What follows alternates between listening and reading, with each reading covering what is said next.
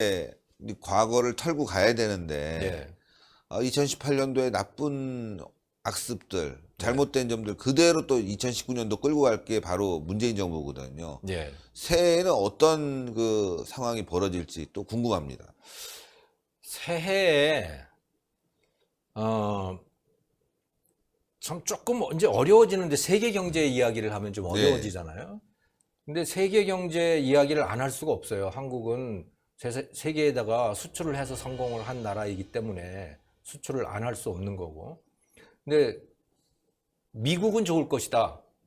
새해에도. 예. 미국은 다른 어떤 나라들보다 좋거나 또는 덜 나쁠 것이다. 나쁘다고 하더라도. 예. 예. 그런 거죠. 중국은 어떨 거냐? 중국은 아마도 미국 때문에 아주 힘들 거다. 그 중국 자체의 모순도 이제 계속 누적돼 가지고 그것이 나타나고 있기는 하지만 미국이 중국을 가만히 내버려 두지를 않는 거예요. 미국은 2011년 그러니까 민주당 정권 때부터 본격적으로 중국 때리기 시작했어요. 근데 그것은 이등 국가가 기어 오르는 걸 못 봐주겠다는 겁니다.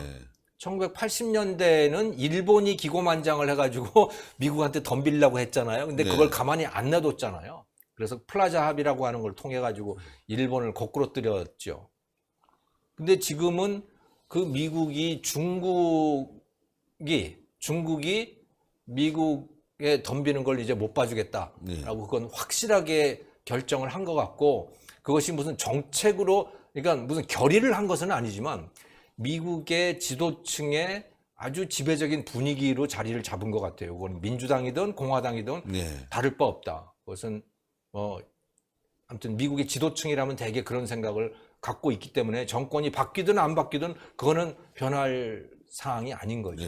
그래서 중국은 아마도 굉장히 어려울 거고, 특히 중국이 미국 시장에다가 물건을 팔고 또 미국 기술을 어떻게 생각해 보면 훔쳐다가 뭔가를 한 게 많아요. 그렇죠. 네, 그 지식재산권을 그냥 돈 안 내고 가짜로 쓰고, 그냥 막 만들고 돈 안 내고 쓰고 뭐 이런 거 도용해갖고. 아닙니까? 그게 사실은 도둑질인데 그거를 이제 원천 차단하겠다는 거거든요. 그래서 중국하고 거래하는 기업들에 대해서는 아예 뭐 금지를 시켜버리겠다.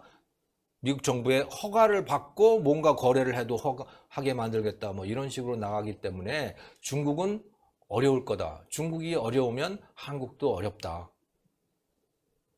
그래서 전반적인 분위기는 그렇게 될 거라고 봐요. 그래서 미중 분쟁 때문에 한국이 어려워질 가능성이 높고, 또 금리가 전 세계적으로 또 높아지기 때문에 한국도 마찬가지고 세계적으로도 금리가 높아질 것이기 때문에 글로벌 경기 침체가 나타날 거다. 그래서 한국이 수출 아마도 어려울 가능성이 높다.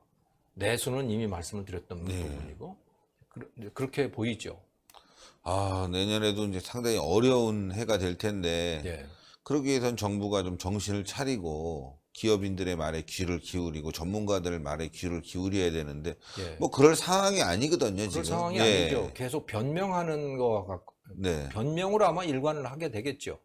그리고 뭐 혁신 성장, 그러니까 이 정부가 내세웠던 것이 소득주도 성장, 공정경제, 뭐 혁신 성장 뭐 이런 거였는데, 소득주도는 해봤지만 망했죠. 뭐 망한 거고, 공정경제 이거는 재벌 때리기거든요. 재벌 때리기는 계속 하고 있는데 이거는 뭐 그냥 때리는 거예요. 그게 좋아지는 건 아니죠. 좋아지는 건 아니죠. 그러니까 좋아질 만한 게 혁신 성장이라고 하는 건데 이거는 말만 하는 거예요. 그냥 그렇죠. 말만 하는 거예요. 왜 뭐 하는 게 뭐 있어요? 혁신이라고 해가지고. 조금 혁신하려 그러면 인터넷 은행이니 뭐 이런 건데 이게 뭐 제대로 되나 말이죠. 이게 분위기가 안 돼 있으니까. 카풀 하나도 제대로 못하는 그런 상황이거든요. 그래서 야, 이거 참 정부가 좀 대호각성을 해야 되는데 글쎄요. 뭐 그럴 것 같지 않고, 북한 가지고 어떻게 좀 이걸 뚫고 나가려고 할까요? 여론몰이나 좀 하고. 근데 뭐 북한에 대해서는 열리면 열릴수록 망하는 겁니다. 그거는. 그렇죠. 김정은이 물러나지 않는 한은 우리는 북한하고 뭔가를 하면 할수록 망하는 거예요. 그러니까요.